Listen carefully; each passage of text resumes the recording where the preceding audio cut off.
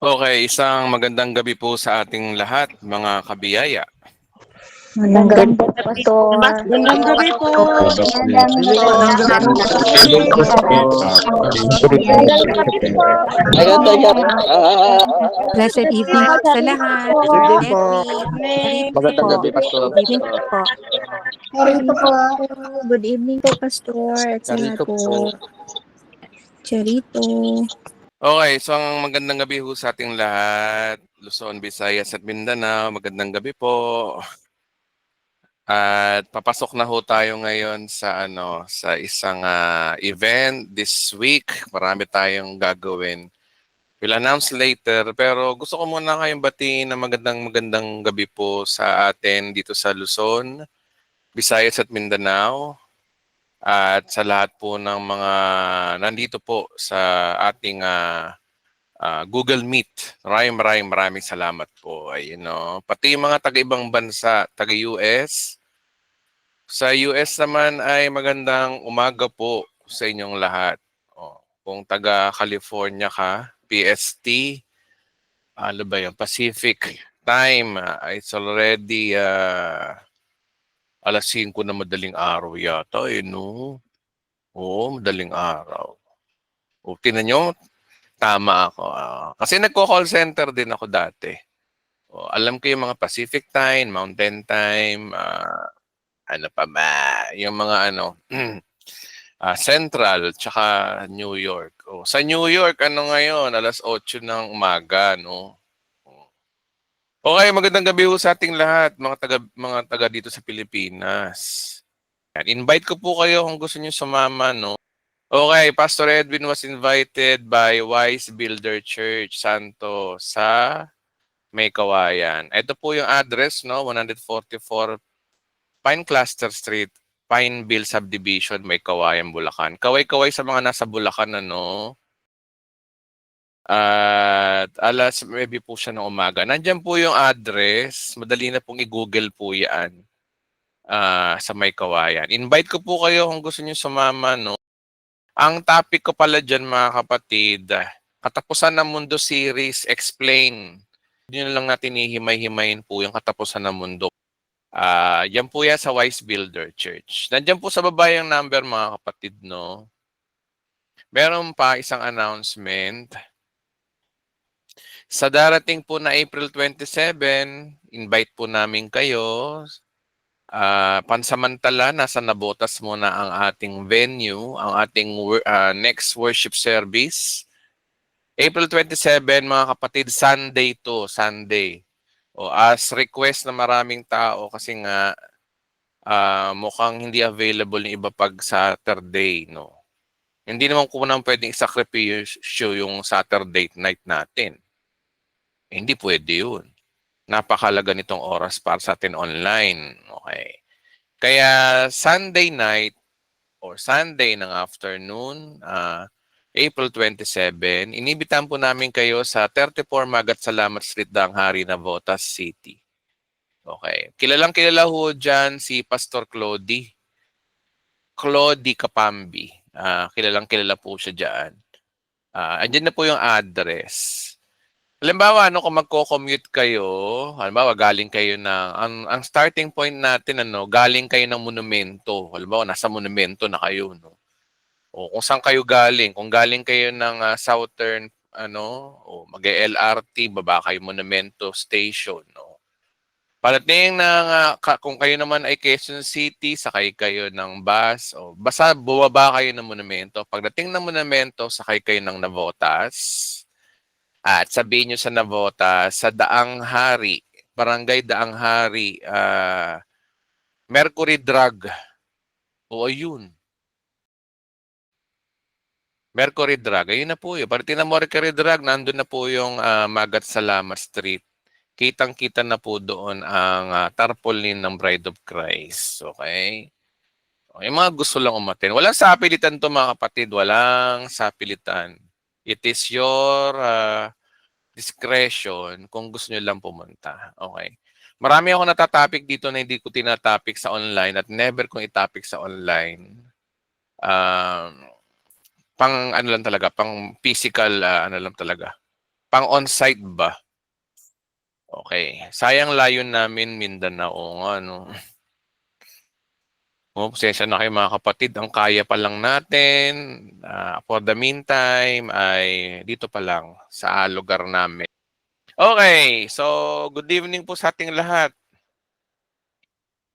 Okay, kaway-kaway nga dyan sa mga may birthday ng April. Type nyo nga yung amen. Mabati ko naman kayo, ma-shoutout ko kayo dito. Mga nagbe-birthday ng... Pakilagay nyo po ang inyong petsa ngayong Abril kung kailan kayo pinanganak. Halimbawa, April 32. O, April 32, lagay nyo, no? Sus. Walang may birthday. Walang mga April Fools. Ay, sus. Ay, may kilala akong kapatid natin eh. April siya, April. Si Harold Dakpano, Harold. Mga April daw, mga daw. Kasi may April Fools, di ba? April 8, ay, ayun, si Inday. Umambak pala. April 8, 1967, magandang gabi po sa ato. Shoutout po kay Inday po, Umamba. Happy birthday po sa April. Noong nakaraan pa, belated na pala, no? April 8, happy birthday din po. Okay? Sino ba? Si Pearl Lalouche. Pearl Lalouche. Ang ganda naman ng apelido mo. Pearl Lalouche, April 9. April 9, happy birthday po kapatid na Pearl Lalouche. Okay, ayan. Sino pa ba? April 6 kay John Richard Cuanijo. Happy birthday po, belated. Kahit belated na mga kapatid ba sa April. Shoutout po sa inyo, no? Okay, sino pa ba? Sige, mga anak nyo, kagaya ni Manuelito Hermoso, happy birthday sa anak mo, no? April 13. Happy birthday po. Bukas. Tama. Okay, bukas. Kapatid na Hil Ozaki, yung anak po niya, April 16. Shoutout sa'yo. Happy birthday po.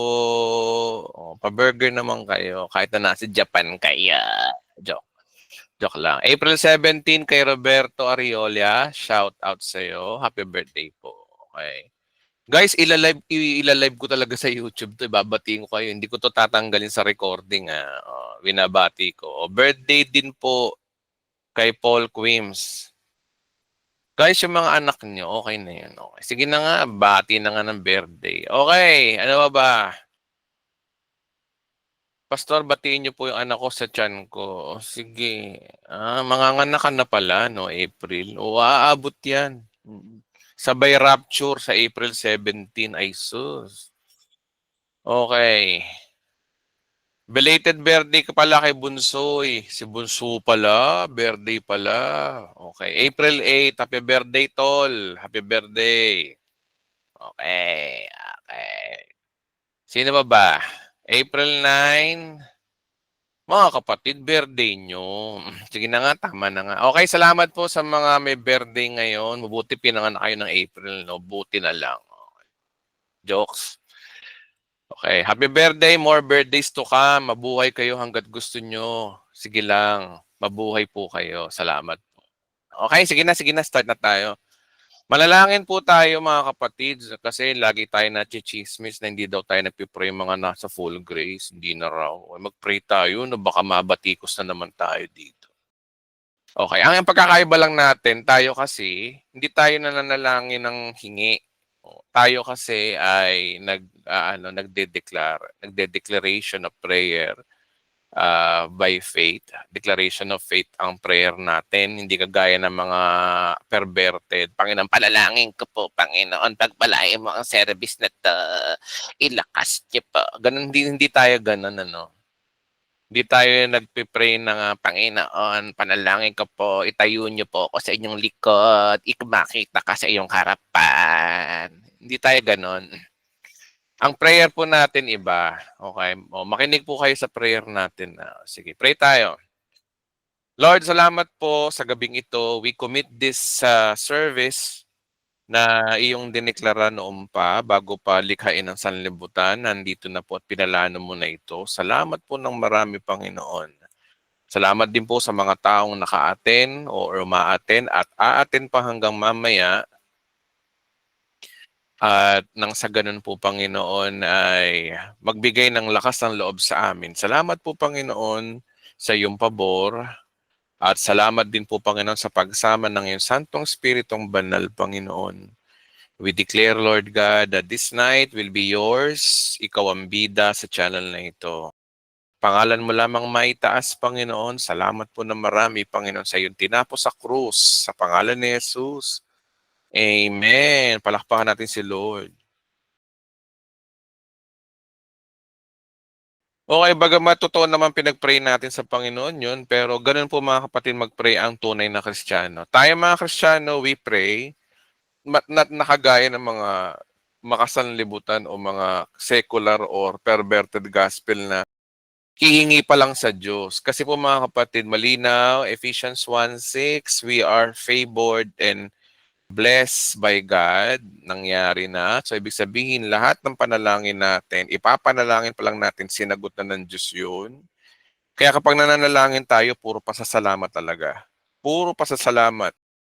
Dininig na ng Diyos yun. Kung hindi pa pumapasok sa isipan mo na humingi sa Diyos, na humingi ng lupa't bahay, sinagot na ng Diyos yan noon pa. Okay? Yun po yung kalakaran ng Diyos sa ating tayo mga Kristiyano, tayong mga nakay Kristo, no? Ganun po yun. Halimbawa, hindi mo pa naiisip na magkaroon ka ng anak. Sinagot na ng Diyos yun noon pa. Yun po yung highly favored. Yun po yung tinuturo. Hindi yung mananalangin ka palang, Lord, nawa po magkaroon po ako ng anak. Magkakaroon ka nun. Okay. Kaya lahat po ng mga blessings na meron tayo ngayon, nakita na ng Diyos noon pa, yung panalangin mong at mangyayari yan. Kaya noon pa lang, dininig na ng Diyos yun kapag nakay Kristo ka na. Tandaan po natin, ang Diyos po ay hindi sakop ng oras, hindi po siya sakop ng chronos o yung time. Okay? Nasa Kairos dimension po siya, wala po siyang time.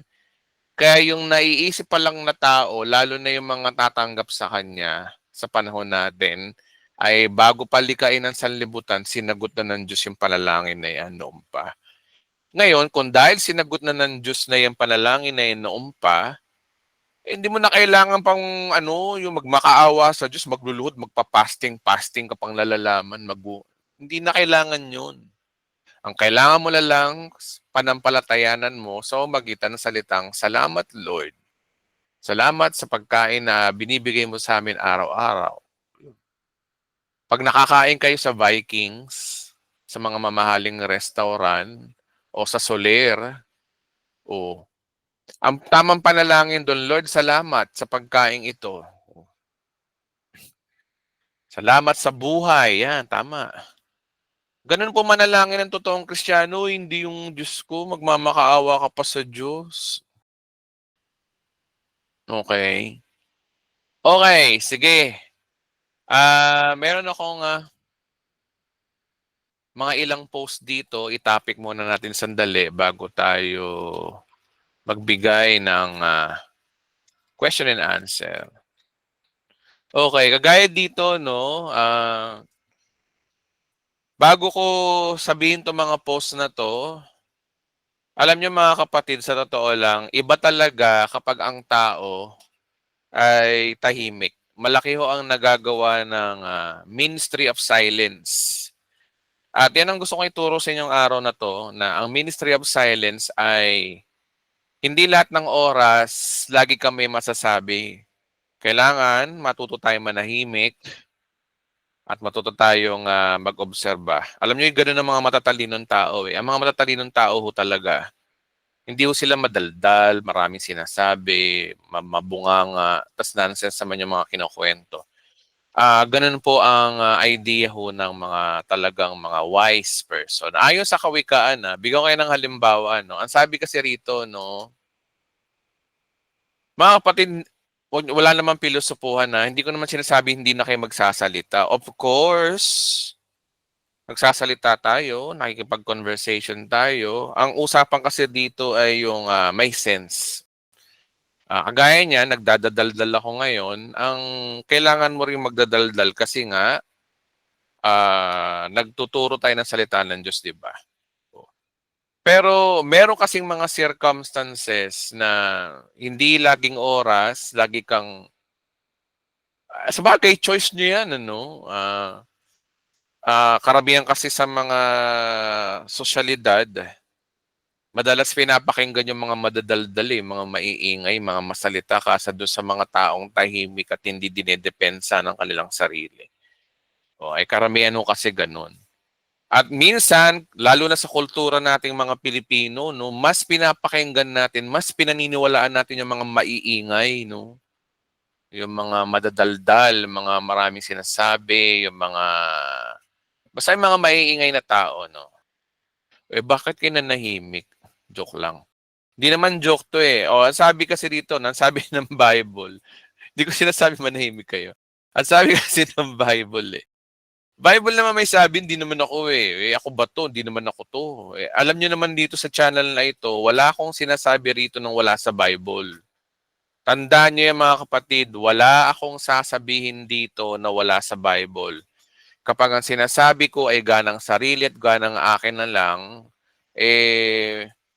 it's your choice kung makikinig kayo o hindi. Pero kasi, Bible po may sabi. Kagaya nito, masakit talaga ang Bible Gaya ito, no, ang taong masalita ay madaling magkasala. Ang taong marunong ay pinipigilan ng kanyang dila. Sino ang nagsasalita nito? Sino sumulat? Si Haring Solomon.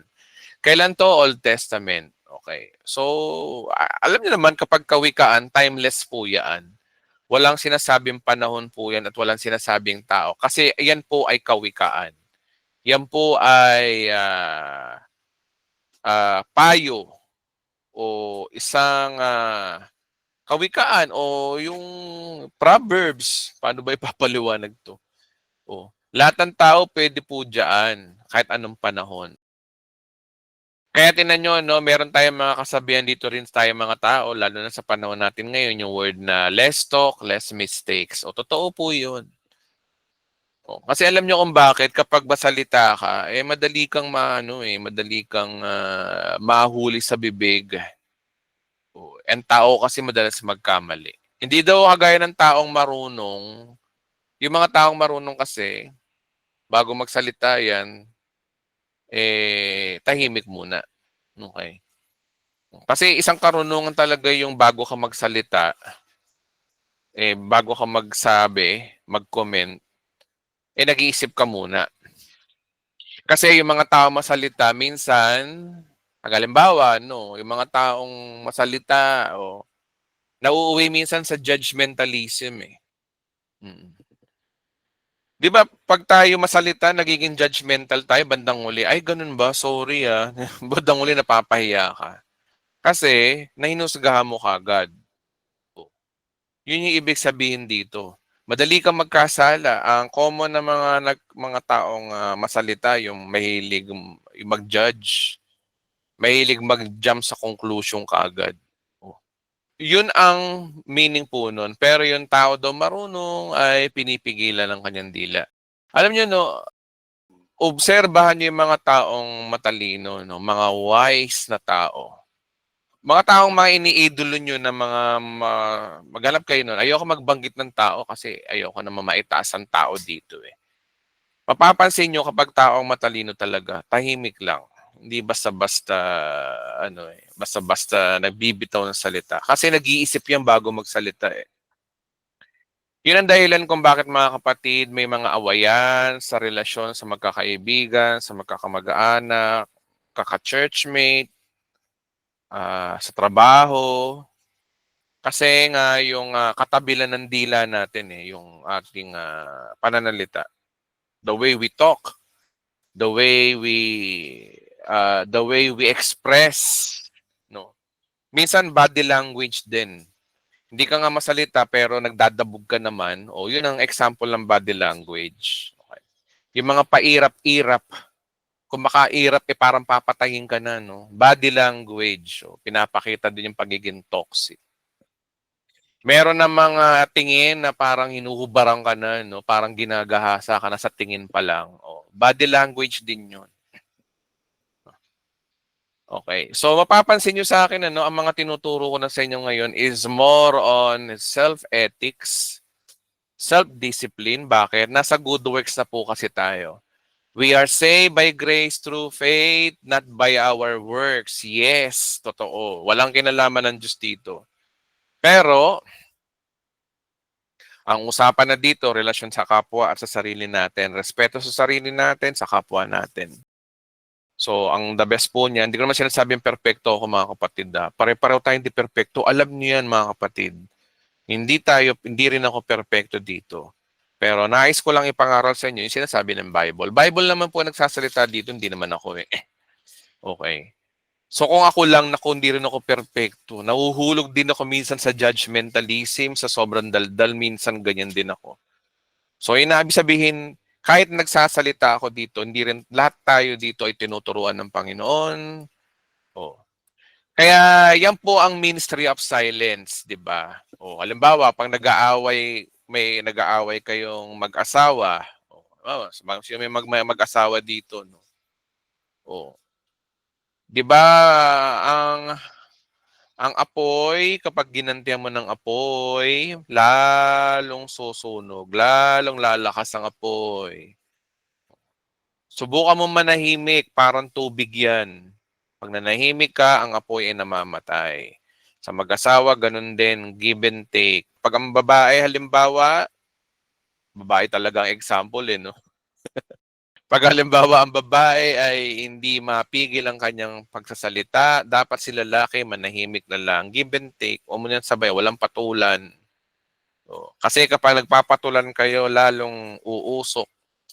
Doon mo pa iiralin yung ministry of silence, mananahimik ka. Mahalaga ko kasi yung yung pananahimik na kahit alam mong tama ka, manahimik ka. Kasi merong oras, merong araw, merong panahon na ang matalino ay nagsasalita. Tumatiming po yan, hindi yung nakikisabay sa galit, nakikisabay dun sa agos ng pagiging toxic ng halimbawa ng kasama. O hindi lang sa mag-asawa, kahit sa mga magkakaibigan, okay. O kapag nag-chat at medyo masakit ang sinabi, huwag mo nang replyan, manahimik ka. Kasi kapag pumatol ka, gulo yan. Yan ang ministry of silence. That is the real ministry of silence. Marunong ka manahimik. Kasi mga kapatid, mas safe ang pananahimik talaga kasi nakakapag-isip ka. Kapag tao ay masalita talaga, ay yun, madalas napapahamak po yun. Okay. Ano pa ba? Ang dahilan ng tao, bakit ang tao ay masalita? Isang dahilan kung bakit ang tao ay masalita, insecurities. Ang mga taong insecure talaga, ganun talaga, hindi maiwasan. Dahil sila insecure, ayaw nilang makita sila ng kanilang kahinaan, kaya sila ay dinadaan nila dun sa pagiging masalita, pagiging madaldal, para patunayan nila na, hoy, wala akong weakness, eto ako. Kaya kinukwento niya yung kanyang strength, yung kanyang achievement, yung kanyang kung anong meron siya. Na minsan, kapag talaga taong masalita ka, nauuwi yan sa sa pagiging mayabang, nagiging mayabang ka nang di mo alam. Bakit? Kaya tinan nyo, karamihan sa mga mayayabang, yan yung mga taong weak, mga taong mahina. Yan ang totoong taong talagang may mga weakness. Kasi bakit? Ayaw nilang ipakita ang kanilang weakness sa ibang tao, kaya pinagtatakpan nila ito sa pamamagitan ng kanilang pananalita, sa kanilang pagiging masalitang tao. So, yun ang dahilan kung bakit ang tao ay masalita. Kapag ang taong masalita ay malapit talaga sa pagkakasala. Bakit? Kagaya nga ng sinabi ko kanina, pangalawa dito, yung insecurities. Ako'y naniniwala na walang taong mayabang. Kaya lang sila nagiging mayabang kasi sila ay may pinagdadaanan sa buhay, sila ay mga taong may mga sama ng loob sa kapwa, kaya dinadaan nila ito sa pananalita nila na sila ay halimbawa, ay hindi ako ganyan kasi ganito ako, ganyan. Kaya yung sinasabi na ako'y ganyan kasi ang totoo nun, sila yung taong mahinang tao. Okay? Yun ang dahilan kung bakit sila ay ganun. Tandaan niyo mga kapatid, hindi lahat ng mayabang ay talagang mayabang talaga. May mga pinagdadaanan yung mga yan. Mayroon niyang mga insecurities, may mga inggit yan kasi totoo lang. Kaya sila may inggit kasi totoo nun. Meron silang pagkukulang sa buhay at gusto nilang ipakita sa ibang tao na okay lang sila. They're okay. Pero in reality, meron silang sakit. Ngayon, ano naman implication sa atin nun? Pag nakaka-encounter tayo ng mga ganitong tao, imbis na patulan mo sila, wag mo silang patulan. Sa halip, unawain natin sila, may pinagdadaanan sila. Okay? Kaya nga yung totoong magagaling, may kaya, mga ano, yung mga mayaman o sila yung mga tahimik talaga kasi kaya sila tahimik dahil alam naman nila na alam naman ng tao na sila ay magaling eh. O, kaya sila tahimik. O. Limbawa, si A tsaka si B nag-usap. Si A, pinagmamalaki niya yung kanyang natapos. Kung makapanamit ay talagang postura, no? Kaya maingay yan, kaya yan ay expressive kasi nga meron siyang pinagtatakpan yung kanyang karukhaan. Hindi kagaya talaga ng taong mga mayayaman. Tingnan yung mga mayayaman na tao, no? Kung manamit simple, hindi sila maraming borloloy. Wala sila. Minsan nga nakachinelas lang eh. Pag pumupunta sa mall. Oh. Hindi ko sinasabi mga kapatid na mahirap kang tao kapag magara ka magdamit. Hindi ganon. Pero kadalasan ganon. Kasi natural sa isang tao na medyo expressive para mapagtakpan yung kanyang weakness. So ano ang big idea ron? Ang big idea doon, kaya yung tao nagiging mayabang kasi nga, nagiging masalita. Kaya siya nagiging masalita kasi meron siyang dapat pinagtatakpan. Yun ang dahilan kung bakit sinasabi dito sa kawikaan na ang taong masalita ay madali talaga magkasala. Pero yung mga taong marunong, sila yung mga tahimik. So, ibig sabihin, tinuturo ng Biblia, kadalasan daw, pag makikita mo isang tao, kapag ang tao ay matalino, tahimik.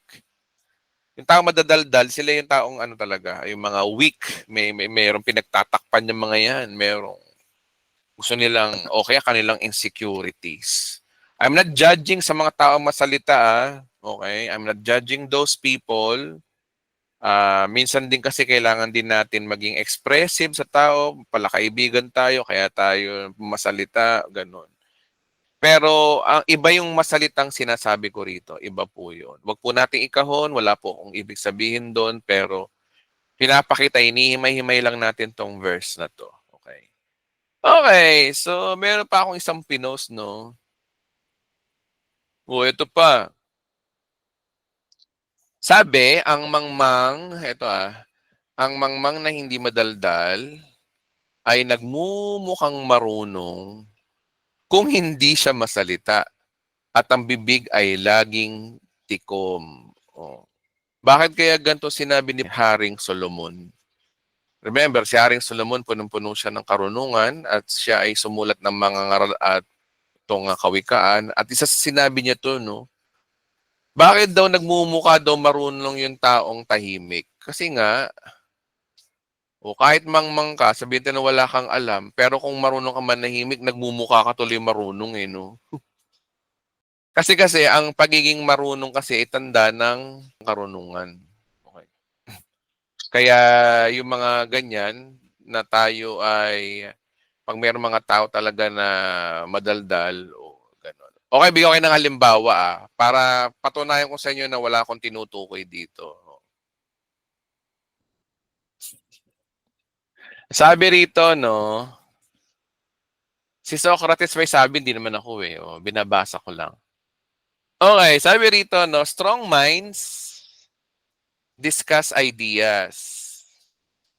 Average minds discuss events. Weak minds discuss people. Ang pagiging madaldal ay makikita mo rin kung ano yung topic. Sabi raw dito, yung mga mahina daw ang isip, weak minds. Ang laging pinag-uusapan, tao. Yan. Okay? Ayon sa obserbasyon ni Socrates na is ng dakilang philosophy. Sino ba yung mga weak minds na pinag-uusapan ng mga tao? Sila yung mga taong mga chismosa, mga marites. Yan. Alam niyo ba si Pastor Edwin? Nako, nag-asawa ng bata. So, yung mga ganun ba? Alam mo ba yan si Pastor Edwin? Nako, maitim ang mata niya. Nako. Oh, yan, yung mga chismis, no? Ay, anak ba ni Pastor Edwin yun? Ay, asawa pala niya yun. Ay, Diyos ko, kabata-bata, tanda-tanda ni Pastor 21 ang pagitan. Nako, okay lang ba sa magulang yan? Mga ganun. Ayan, ganyan yung mga chismis, mga common. Okay. Natatawa yung asawa ko sa akin. Ay, si Pastor Edwin, lolo niya pala. Apo ba niya yun? Ay, asawa niya pala. Oh, yeah. Okay, that is people. Wala masama maging madaldal. Kaya nga lang, kinategorize dito ni Socrates. May mga madaldal na tao, pero pag ang depende sa discussion. Yung mga average daw, in common events, marami silang kwento tungkol dyan sa mga events. So, those are average peoples. Mga typical, natural. No? Pero yung mga matatalinong tao daw, maging madaldal man, pero ang kanilang topic, ideas. About leadership. Ano ba? Bible. Alam nyo ba ang strong mind, kapag ang laging topic nyo magbabarkada ay tungkol sa Bible o tungkol lalo na kapag may usapan, that is ideas. Yan daw yung mga taong strong minds. Matatag ang kanilang isip. Okay. Yun yung mga kwentong-kwentuhan, no? Yung mga, lalo na yung mga komedyante o strong minds yan, sa pag puro kakatatawanan ng pinag-uusapan, at magaling magpatawa, no? Yan ang mga matatalinong tao. Alam nyo ba yung mga komedyante, kala nyo ano lang pero yan. Kaya sila nakakapagpatawa ng nakakatawa talaga. Kasi nga, marami silang ideas. Sendo yung mga strong minds. Okay, so alin ka dito kapatid? Kung ikaw ang tao na madaldal, lahat ng tao madaldal, ako rin madaldal, pero depende sa topic. So alin ka dito? Ikaw ba ay taong laging pinag-uusapan yung kapwa-tao mo?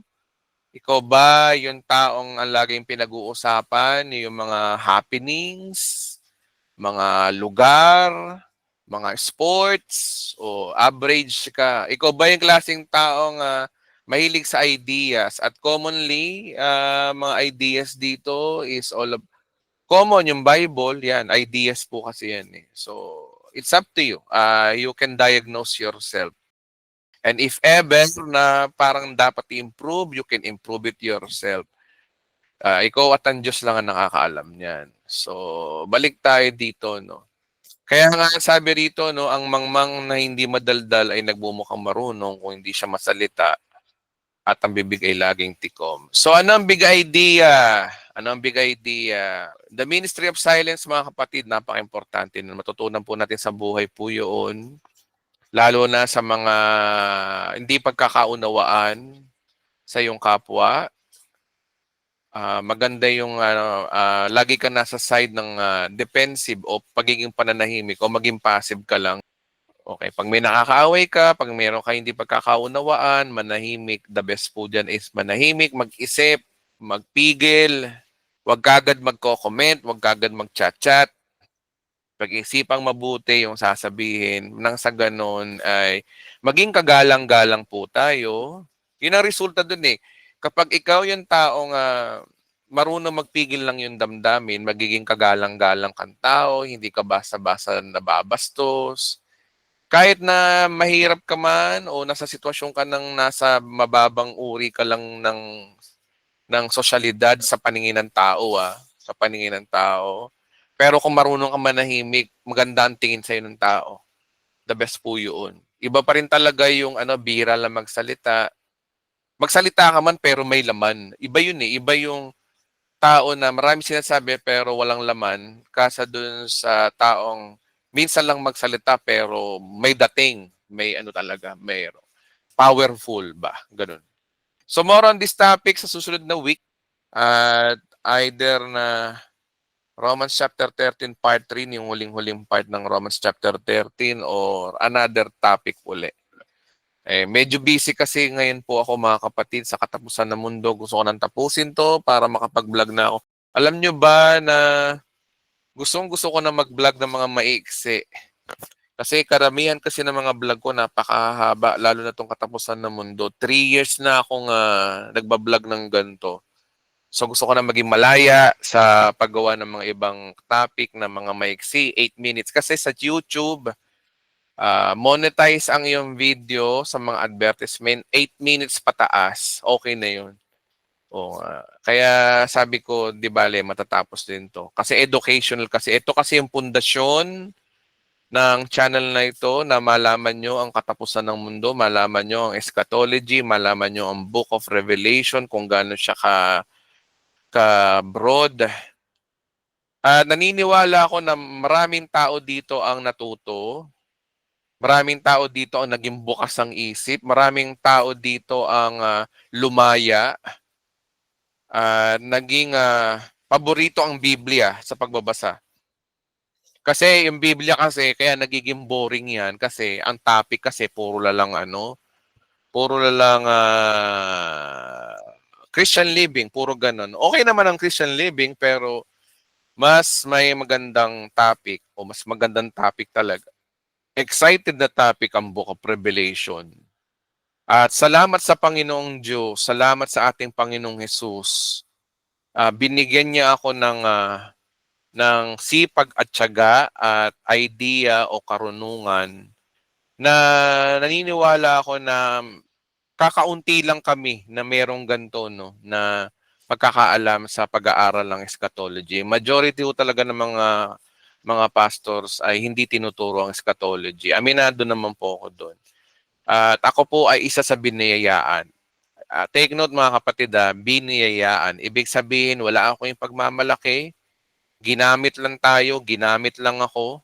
At darating ang oras, kayo rin ay gagamitin ng Panginoon na maging mas powerful pa nga kung tutuusin. So tandaan niyo mga kapatid, lahat ng bagay, lahat ng meron tayo ngayon ay biyaya at habag lang ng Panginoon sa atin. Kaya wala rin ako yung pagmamalaki. Si Pastor Edwin ay katulad nyo rin. Pare-pareho lang tayong pantay-pantay. Walang pastor-pastor. Walang kung ano-anong mga titled. Lahat tayo ay Kristiyano, anak ng Diyos. Si Kristo lang ang natataas sa channel na ito. Palakpakan po natin ang Panginoon. Okay, so 8:50. Salamat sa mga pumapalakpak. Salamat po sa inyong appreciation sa Panginoon. Kasi sa Panginoon yan naman ginagawa yan, hindi naman sa akin. Salamat. Okay, question and answer na po tayo. Type nyo lang po ang salitang charito. And then I will call you for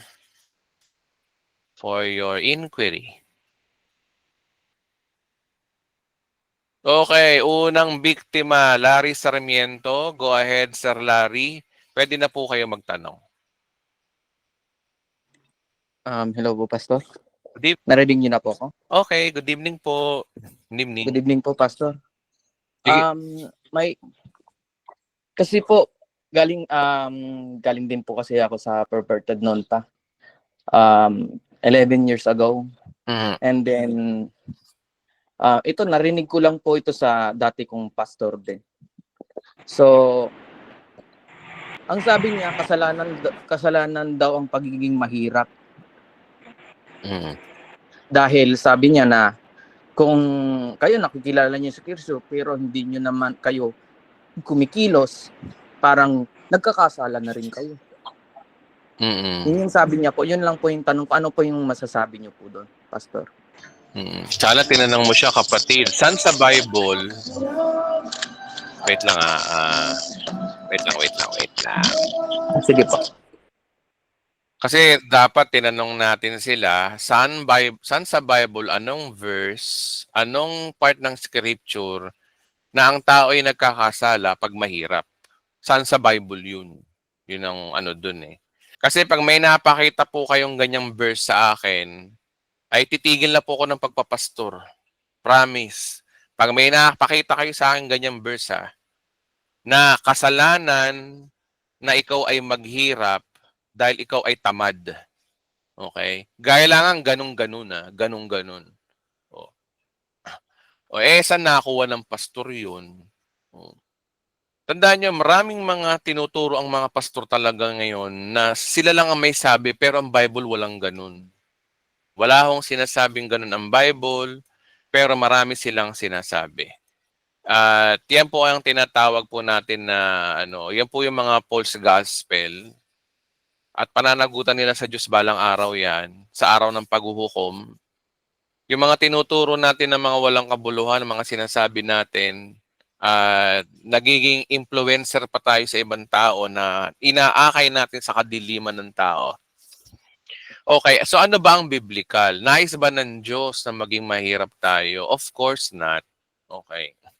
Okay, tandaan po natin, dapat natin maintindihan na ang Diyos ang may hawak ng lahat ng sitwasyon. Basa tayo. Sa ano po to, no? Sa Panaghoy o Lamentation. Lamentation chapter 3. Sabi rito, no, ang linaw, walang anumang bagay na mangyayari nang hindi kapahintulutan ni Yahweh. Nasa kapangyarihan ng katastaasang Diyos ang mabuti at masama. So, ibig sabihin, nagpapakita rito na ang Diyos ay kontrolado niya ang lahat ng bagay. Pag sinabing kontrolado niya ang lahat ng bagay, even your failure and success are included. Okay? Even yung tagumpay mo at yung mga kabiguan mo sa buhay, kontrolado ng Diyos yun, kalooban ng Diyos mangyayari sa iyo yun. Anything under the sun, anything under this world, circumstances, are God's in control. Kontrolado ng Diyos, pinalano ng Diyos. Kayang-kayang ng Diyos na ikaw'y pagtagumpayin at kayang-kaya ng Diyos na ikaw ay magbigo. Kaya yung mga kahirapan mo sa buhay at tagumpay mo sa buhay, iisa lang ang author niyan. May pahintulot po yan ng Diyos. Ngayon, ang tanong, ano yung pagmamalaki mo sa sarili mo na kaya ka nagsasucess dahil sa iyong sipag at tiyaga? Saan mo nakuha? Wala tayong pagmamalaki, even yung mga sipag at tiyaga natin, hindi natin pwede pagmalaki. Bakit? Ang tanong, magkakaroon ka ba ng sipag at tiyaga kung may sakit ka? O yung mga nakapagtapos ng pag-aaral, yung mga nagtagumpay sa buhay, ang tanong, sino ang nagbigay ng opportunity sa inyo? Bakit ka naging manager ng isang kumpanya? Dahil ba sa galing mo? Sa tingin mo ba makakapag-aral ka ng kolehiyo kung hindi pinahintulutan ng Diyos na ang mga magulang mo ay mayaman, may kaya? Ito ang problema sa mga tao. Yung mga taong walang Diyos, ganito ang kaisipan ng mga taong walang Diyos, lahat ng nangyayari sa kanila ay nakukuha sa sipag at tiyaga. Yan yung mga taong walang Diyos. Hindi nila alam to, no, na lahat ng successful nila, lahat ng failure nila ay kalooban ng Diyos. Kahit yung mga kapalpakan mo sa buhay, kalooban ng Diyos po yan. Bakit nangyari yan? So ano yung pagmamalaki natin? Kaya kung naghihirap ka ngayon, hindi mo kasalanan yan. May pahintulot ang Diyos dyan. Pinagdadaanan mo yan para ihanda ka. Mahirap ka ngayon, wala kang makain ngayon, o nangyayari sa iyo yan kasi inihahanda ka ng Diyos para pag yumaman ka, maintindihan mo yung mga taong nagugutom. Para maintindihan mo yung mga taong pag lumapit sa iyo, hindi ka madamot. Oh.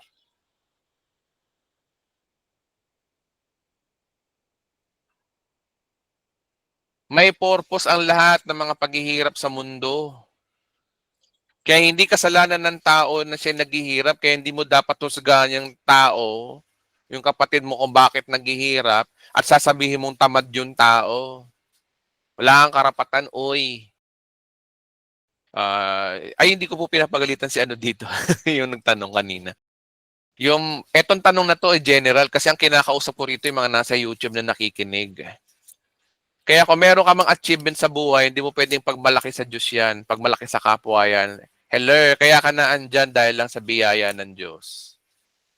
Hindi nyo ba napapansin yung mga taong mapagmalaki, mga mayabang, binabagsak ng Diyos? Hindi nyo ba napupuna yun? Tandaan po natin, wala tayong pagmamalaki. Binabagsak ng Diyos sa mga mayayabang. Tinataas ng Panginoon ng mga mapagpakumbaba. Kaya, ang implication niyan, hindi tayo dapat nanguhusgan ng kapwa natin na kapag dumadanas ang hirap, sasabihin mo, nagkakasala. Eh, Diyos ko, mahiya ka sa balat mo. Kaya dumadanas ng hirap yan para ikaw rin ay matuto.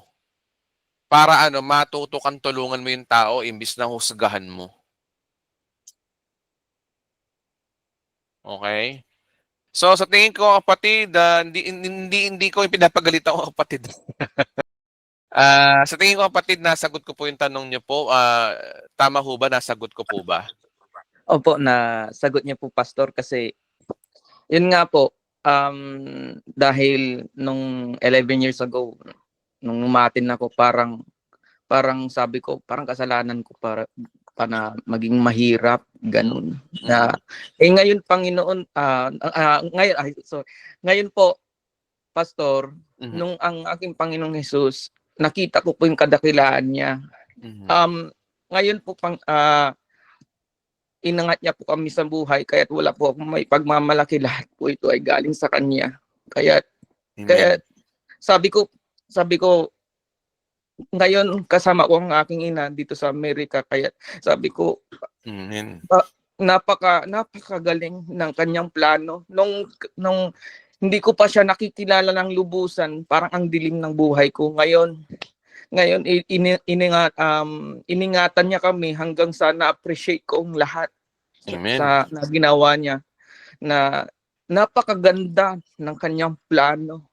Yun po Pastor, na inangat niya po kami dahil nung mga naririnig ko sa mga yon, sa perverted na parang kasalanan pa, ganun, parang imbis na i-comfort kanila na okay lang yan dahil ganyan ang plano ng Diyos, parang mas sinasabi pa nila na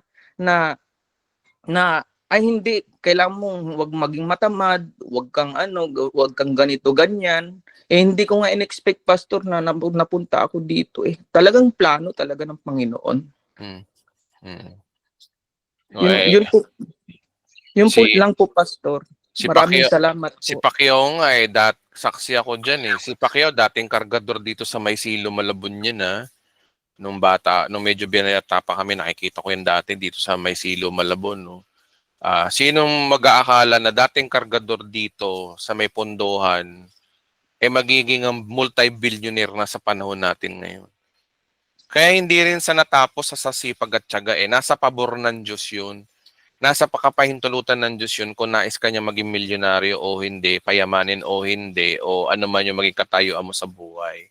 Kaya wala din tayo yung pagmamalaki at hindi rin natin pwedeng husgahan yung ibang tao kung ang nararating nila sa panahon na to ay ganito lang. Kasi nga, lahat ng bagay na ito ay kapahintulutan ng Diyos. Yung mga ganyang mentality, mga unbeliever pa ho yan. Kaya yung mga nakausap mo, hindi pa ho ligtas sila, ipanalangin nyo na lang. Hindi pa ho sila totoong born again kasi hindi nila alam ang kalakaran ng Diyos. Hindi nila kilala ang Diyos. Kaya linaw-linaw dito, walang anumang bagay daw na nangyayari nang hindi daw kapahintulutan ng Diyos.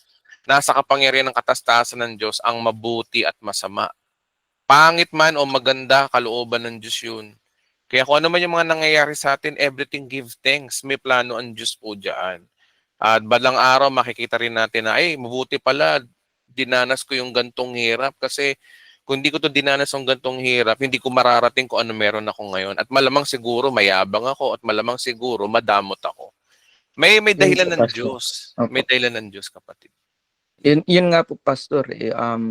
Ngayon naintindihan ko na at siya lagi ang nanguna sa aking buhay, ang aking Panginoong Jesus, sa kanyang ginawa sa krus ng Kalbaryo, siya ang nagmulat sa akin sa katotohanan. Kaya wala po akong may pagmamalaki. Ni isa wala ako. Kaya marami pong salamat sa kanya, Charlito po, Pastor. Sa tingin mo, Yun lang po, sa Pastor. tingin mo kapatid, kung maaga kanyang pinayaman, masasabi mo ba ngayon yan?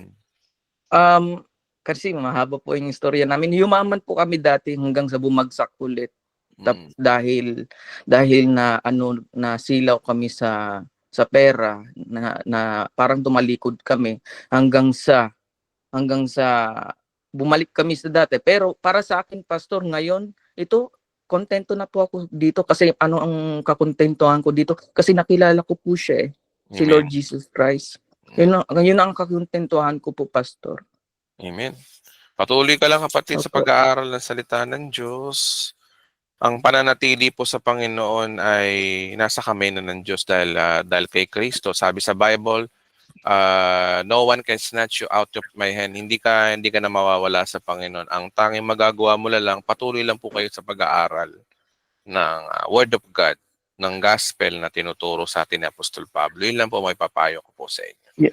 Yun nga po, Pastor, doon ako naniniwala na pag ang buhay nga na parang gulong kung walang Panginoon sa'yo. Na pag minsan nasa taas, nasa baba din pag minsan. Kaya mas mabuting ang Panginoon mismong nasa sentro para siya mismo ang mag-guide sa iyo at hindi ka na mismong parang babagsak kasi nasa iyo na ang Panginoong Yesus. Huwag mo nang paniwalaan na ang buhay parang gulong. Huwag mong paniwalaan. Sige po. Ang paniwalaan mo ganito, lagi ako nasa taas, lagi ako nasa top mula ngayon dahil kay Kristo. May pabor ako ng Diyos. Kasi pag sinasabi natin ang buhay parang gulong, baka bumalik ka na naman sa dati. Kasi sabi mo, Yun nga po. makapangyarihan ng dila natin. Sabihin mo lagi akong tagumpay, kay Kristo lagi akong tagumpay, hindi na ako maghihirap, hindi na babalik yung dati kong buhay, lagi akong on top dahil kay Kristo. Yun din yung lagi namin sinasabi. Kaya tinan mo yung kahit ako rin, nararanasan ko rin yan. Hindi na binaba ng Diyos ang buhay ko. Dati, ang buhay ko rin parang gulong. Kasi yun ang paniniwala ko. Pero simula nung sinabi ko na dahil kay Kristo, ako'y laging tagumpay, lagi akong mayaman, lagi akong hindi ako bumababa. Never. Hindi siya bumababa. Mga ilang taon na. Hindi kagaya dati na buwan-buwan, tataas, bababa, pataas, bababa. So, ganun lang yun. Yun nga, Pastor, ngayon si Kristo nang nag-aari sa aking puso. Siya lang po, Pastor. So ngayon kontento na po ako kung anong meron ako ngayon. Kaya glory to Lord Jesus Christ. Amen. Yun lang po, Pastor. Amen. Amen. Patuloy lang po sa pag-aaral, kapatid. Welcome po kayo sa channel na ito. Welcome po kayo dito sa Bible Study. Kung marapatin niyo po, sana consider us na attend lang po kayo dito kung ito ay nakakatulong po sa inyo. Opo, Pastor. Sa charito po, Pastor. Maraming salamat po. Salamat po. Opo. Okay, so 9:06 p.m. Patuloy lang po tayo sa magtatanong. Sige, hanap tayo ng okay, kahit na hindi na baguhan. Si babae naman to, no? Si Michelle. Michelle Pelayo. Babae ka ba? Hello. Good evening po, Pastor. Babae good evening. pero boses na lang. Ay, hindi naman. Good evening. Parang kilala kita. Sige, good evening po, Michelle. Magandang gabi po. Magandang gabi, Pastor. Pastor, share ko lang po. Sige po. Paano po ba mabibigyan ng strength or pag-asa yung isang tao na nagsasuffer na siya sa sakit niya? Kasi meron po akong nanay siya ng kaibigan ko. Binibisita ko siya and chineran ko po siya. Nasa na siya, stage 4 na yung cancer niya. Pero last week po, namatay na siya. Oo. Pero nung time na medyo malakas pa siya, yung parang hindi pa siya, kasi nung last part na niya, hindi na siya nakakilala ng mga nasa paligid niya, limited na lang. Pero nung okay pa siya, na-sharean ko siya, tapos lagi ko sa kanyang ini-insist na gagaling ka, tita, kasi may pangako ang Diyos sa atin na by His stripe we are healed. Ganyan. na wala naman na hindi. Hello? Hello po? Opo. Naririnig niyo po ako. Nawala ka lang siguro ng bagya. Pero sige lang, patuloy lang po. Ayun po, yung naniniwala ako na hindi naman nawalan saysay yung salita ng Diyos. And netong recent lang, sobrang pahina na siya ng pahina, binibisita po pa rin. Parang medyo ako, nako-confuse ako sa sarili ko, pero naniniwala pa rin ako na gagaling si tita. Parang gano'n, gagaling si tita kasi may pangako yung Lord, faithful yung Lord. Laging gano'n pa rin yung sinasabi ng puso ko. Tapos nung nung last week po, namatay siya. Nung kahit patay na siya, pastor, normal lang ba yung nararamdaman ko na naniniwala pa rin akong gumaling siya or gagaling siya, parang ganun. Kasi lagi pa rin akong nag-hold on dun sa promise ng Lord na by His stripe we are healed. Tapos minsan, pag mag-isa ako, parang kinakausap ko yung sarili ko, yung sa thoughts ko lang, na kung hindi man physically gumaling yung katawang panlupa ni tita, naniniwala ako spiritually. Magaling siya. And parang iniisip ko, normal ba na parang may thoughts ako na totoo ba? Gumaling ba? Parang ang daming magulo sa isip ko that time. Pero mas lamang pa rin sa akin na gumaling siya. Kahit na hindi na namin siya kasama ngayon. Okay, salamat kapatid. Maganda po yung tanong niyo po. No? Ang sagot ko diyan kapatid, I will share also na meron din akong kakilalang ganyan na naka-experience ng ganyan na umabot na siya ng stage 4 cancer and then namatay siya. Yung nangyari kasi noon, dati kong bina-Bible study yun si Ate Marie. Kapatid, hipag po siya ng kapatid ko na umaaten. Nung sinabi niya ng stage 4 na, tapos parang mahina na, ang sinabi ko lang ganito, totoo ang Panginoon na by His stripe, we are healed. Pero kung nandun ka na sa dulo talaga ng, maralaman mo naman yan na ito kukunin na ng Panginoon to. Time, inintay na lang yung tamang oras. So, ang sinasabi ko kay Ate Marie no, na nabubuhay siya, hindi ko siya binigyan ng false hope na Ate Marie gagaling ka, hindi ganon. Binigyan ko siya ng double o dalawang dapat yung panampalatayan i-consider na pwede siyang pagalingin ng Panginoon at pwedeng hindi na at kunin ka ng Panginoon dahil yun na lang yung magiging kagalingan mo kasi pag nasa Panginoon ka na, kung nalalaman nyo lang mga kapatid kapag ang tao namatay, lalo na kung Christian siya, mas maganda buhay nun. Tayo ang mas nakakaawa kung tutuusin. Tayo naghihirap pa rito sa daigdig na punong-puno ng kapalpakan. Pero yung mga taong namayapa na, yan yung huling hininga nila dito sa lupa, siyang unang hininga nila sa langit. Kaya hindi rin tayo dapat maawa sa kanila. Bakit ganun? Hindi sila pinagaling ng Panginoon. Tandaan po natin, yung by His stripe we are healed. Habang nabubuhay ka, hanggat gusto ng Diyos na mabuhay ka, you are always healed. Nandun ang biyaya ng Diyos. Pero kung talagang katapusan mo na, ang isang bagay na lang doon is acceptance the truth. Kaya pag yung tao namamatay na, sinasabi ko lang sa kanya, kapatid, pwede ka nang kunin ng Panginoon. Pero ito ang sinasabi ko sa iyo, maganda yung plano ng Diyos sa iyo. Mas maganda yung lugar na yung kasya rito sa planeta natin. Kaya dapat i-consider mo rin, huwag kang malungkot, kung mapapasama ka lang sa Panginoon, mas maganda ang buhay mo ron. Ganyan ang sinabi ko kay Ate Marie noon, nung aking natanggap naman ng taong may sakit na. Kaya mapayapa pa rin siya.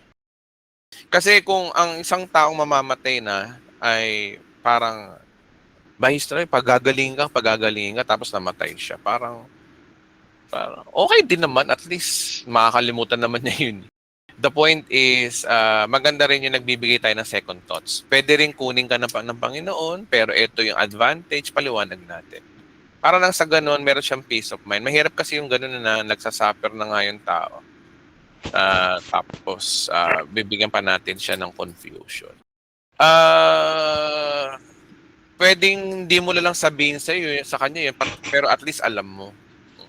Pero kapatid mo sabihin na hinuhusgahan kita na naging ganun yung ano. Pero yun yung sa akin. Yun yung sa akin. Sa akin po yun.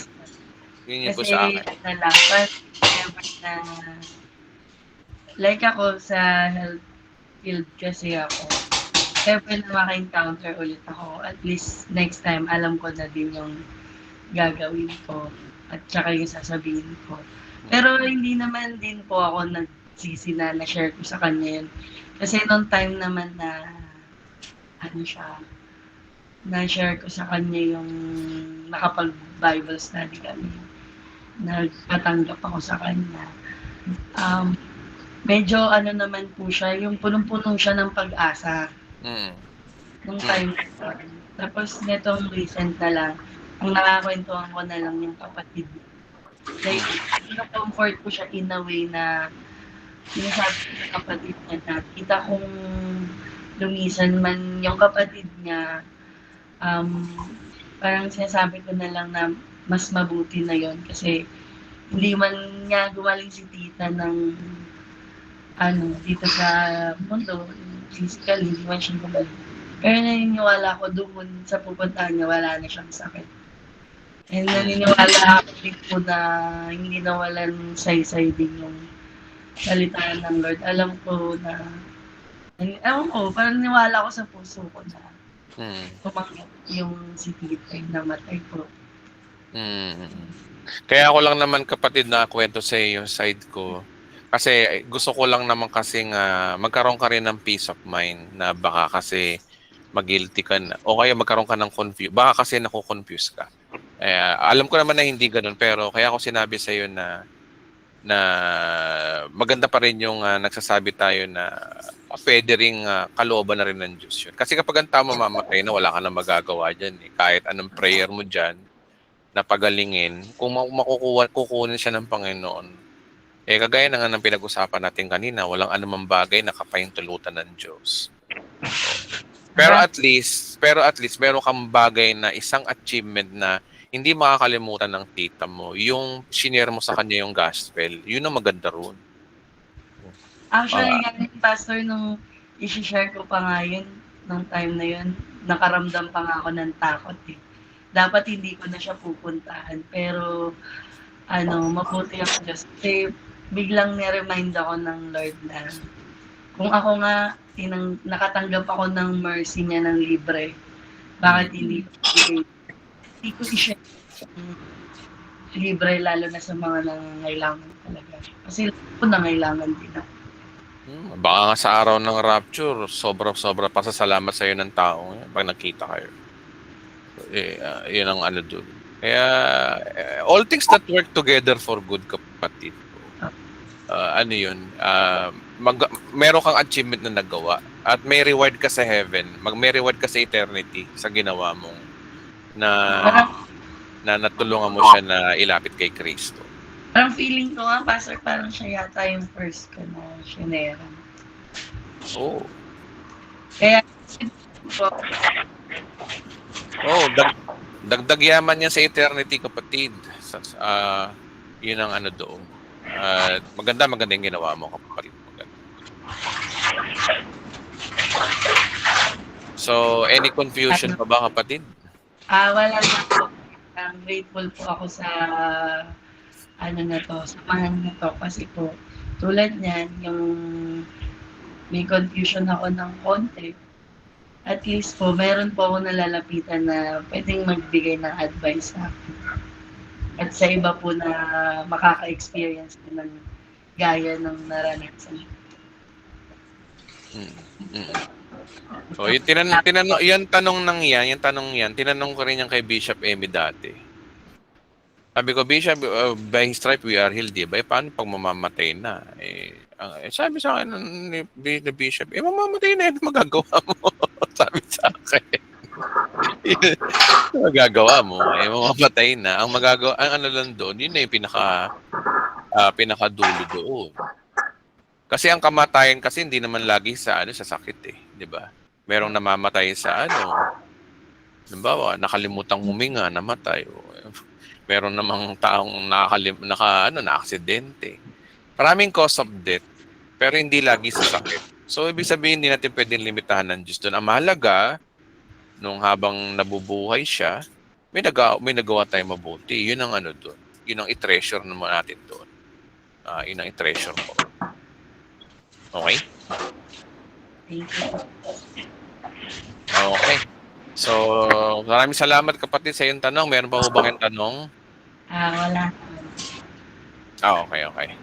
Sige po. Salamat po. Salamat.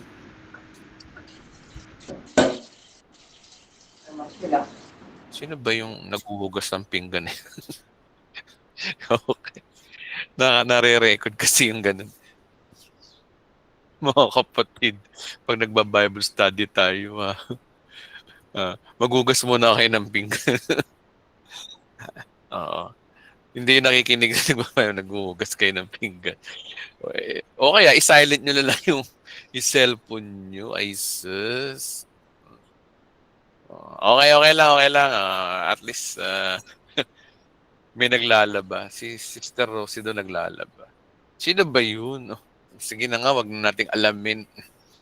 Okay, so 9:20 p.m. Salamat po sa mga magagandang tanong niyo po. At hanap po tayo ng susunod na magtatanong.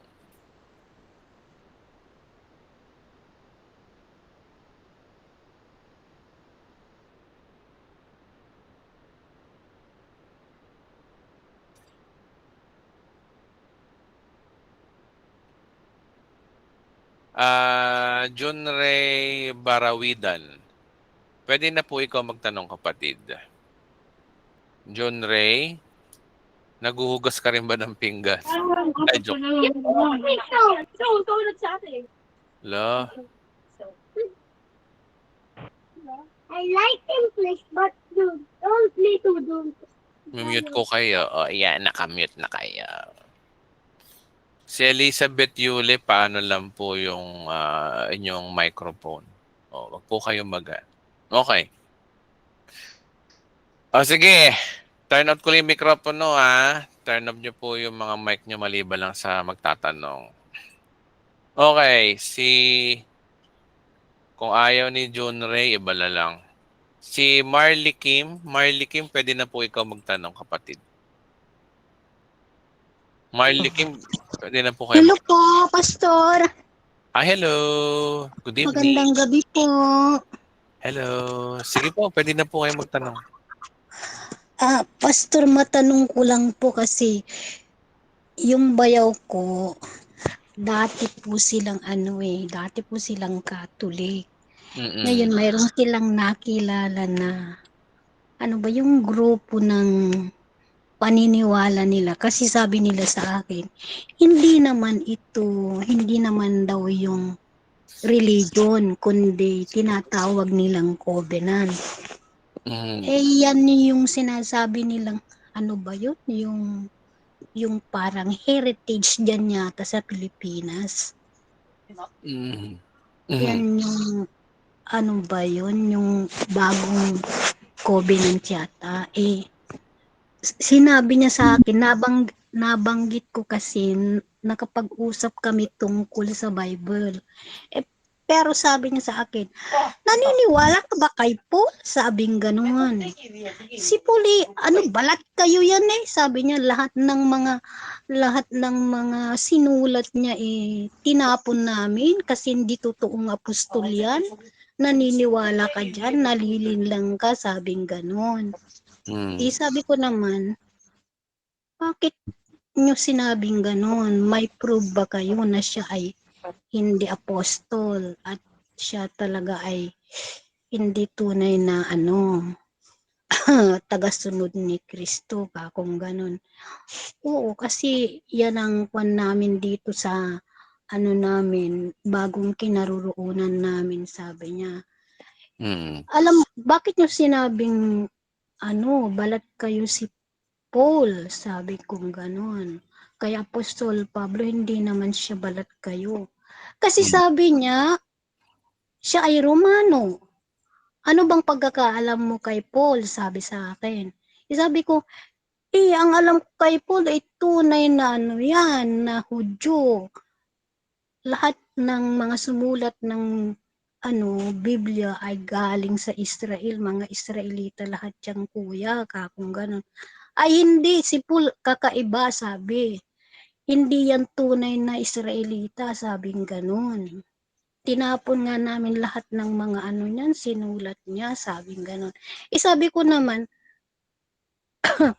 tunay naman siya na Romano sa ang nationality ni Paul, Romano kasi yan, Bayberto ang alam ko dyan parang ang alam ko dyan, nanirahan siya sa Tarsus, yung Tarsus is city ng Romano yun, Roman Empire noon.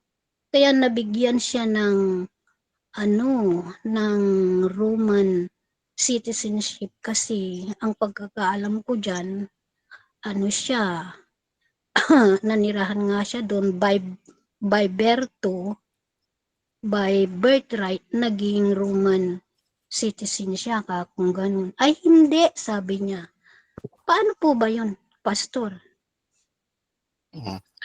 Ang ano kasi ho dyan, kung hindi sila naniniwala kay Pablo, edi itapon na nila yung Biblia nila.